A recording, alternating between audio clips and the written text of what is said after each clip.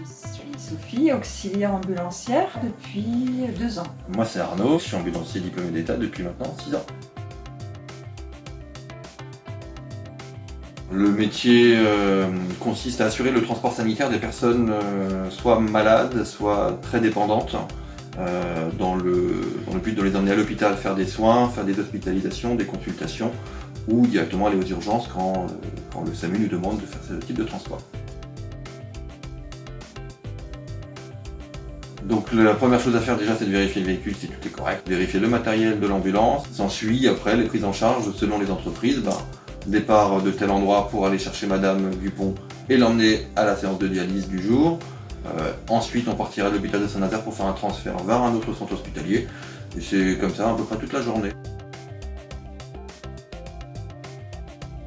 Alors résistance physique, parce qu'il y a mine de rien du portage à faire, donc des gens qui sont vraiment très dépendants, tétraplégiques, paraplégiques, un col du fémur, donc il faut les porter. Il faut avoir aussi une bonne résistance psychologique, parce qu'on a affaire à des gens qui sont souvent dans la maladie, qui sont souvent dans la solitude, donc il faut avoir aussi une écoute et être prêt à l'aider en conséquence, quoi. Il faut avoir un bon relationnel parce qu'on est vraiment en contact permanent avec le patient du début à la fin.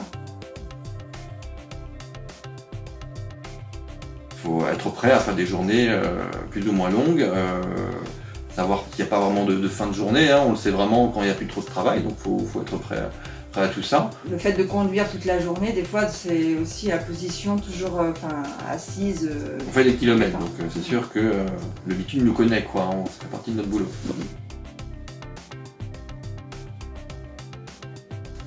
C'est vrai que c'est le relationnel avec le patient.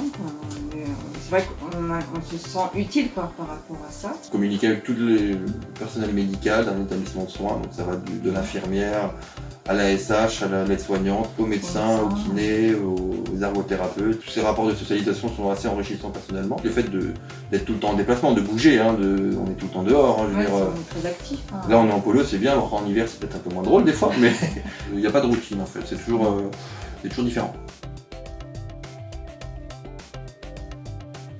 Donc la formation d'auxiliaire, c'est une formation assez courte, c'est sur 15 jours. C'est réalisé par l'Institut de formation d'ambulanciers. Donc on a des cours qui concernent tout ce qui est hygiène, tout ce qui est médical. Ensuite, à la fin de ces 15 jours, on a un examen. Quand c'est validé, on a une attestation d'auxiliaire ambulancier. Donc il y a aussi obligatoire de l'ambulance, un diplômé d'État, donc là c'est une formation qui dure environ 5 mois, avec à la clé un diplôme d'État. Il y a 8 modules à valider, donc des modules sur l'hygiène, sur les gestes d'urgence, sur l'état clinique d'une personne, sur l'ergonomie. Il y a aussi dans cette formation des stages. On va côtoyer les gens avec qui on va travailler tout le long de notre carrière, donc c'est très riche, très tassé aussi. Et donc après tout ça, on est diplômé ou pas, et après on peut travailler du coup partout en France parce que c'est très recherché.